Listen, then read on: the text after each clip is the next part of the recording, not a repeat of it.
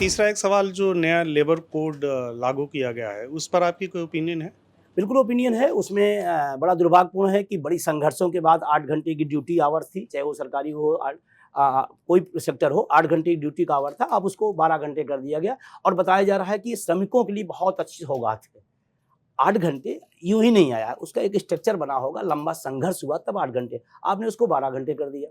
तो श्रम कानून बताया कुछ जा रहा है कुछ और। क्या है उसमें और? भागवत श्रमिकों का नुकसान है उसमें, श्रमिकों का अधिकारों का हक मारा जा रहा है। हाँ, मैं वही समझने की कोशिश कर रहा हूँ। कंपनियों का अब जैसे ड्यूरेशन है 8 घंटे की ड्यूरेशन, आप 12 घंटे के, तो इसमें श्रमिक का फायदा है या मालिक का फायदा है? मैं एक ही सवाल कर रहा हूँ, मैं भी एक सवाल कर रहा हूँ। 8 घंटे में कर्मचारी का फायदा है या 12 घंटे में है?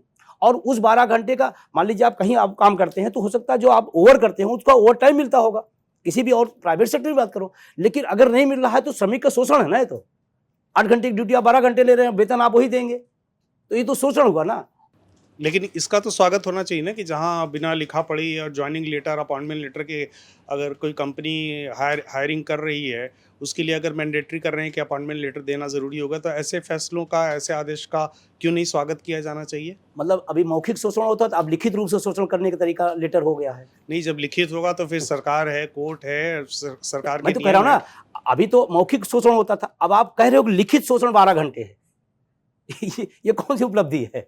विजय जी, 25 नवंबर को आपने जंतर मंतर पर प्रदर्शन किया, लेकिन आपने ये भी बताया कि कैसे आप ही के साथियों को हाउस अरेस्ट किया गया, ऐसा आपका दावा है और तमाम बातें आपने बताई। आपको लगता है बहुत ज़्यादा चर्चा होती है फ्रीडम ऑफ स्पीच, एक्सप्रेशन की, लेकिन अब जब ऐसे प्रदर्शनों की बारी आती है तो कोशिश की जाती है कि किसी तरह बात जो है वो सत्ता के कानों तक पूरी तरह ना पहुँच पाए।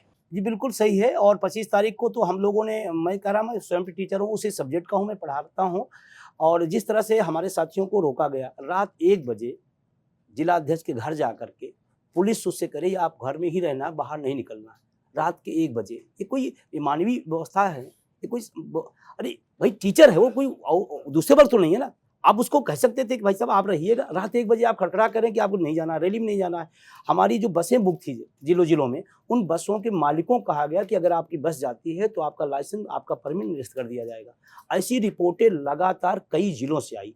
हमने प्रशासन से भी जब बात किया तो हमने कहा कि कम से कम जो वैधानिक तरीका है वो आने दीजिए। अगर कोई, मैं अनुशासन और शांति की मैं जिम्मेदारी ले रहा हूँ, मैं राष्ट्रीय अध्यक्ष होने के नाते अपनी जिम्मेदारी लेता हूँ। अगर कहीं कोई दिक्कत आए, और इसके पहले भी आपने देखा 1 अक्टूबर 23 की रैली भारत ने पूरी दुनिया की सबसे रैली मैंने किया, एक भी कहीं खरोच आई हो, एक भी, और कई लाख लोग उसमें थे।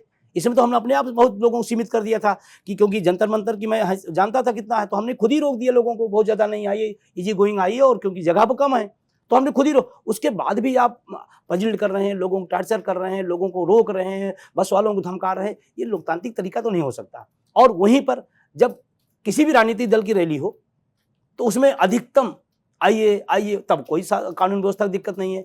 5 आओ तो 10 आ जाओ तो और खुशी बात, रिकॉर्ड स्थापित हो गया। और एक श्रमिक और अपनी बात आग कहेगा, वहाँ क्या कहता? यही कहता ना, माननीय प्रधानमंत्री जी, भारत सरकार हमारी पुरानी पेंशन उसको दीजिए, इतनी बात कहे को चला जाता घर।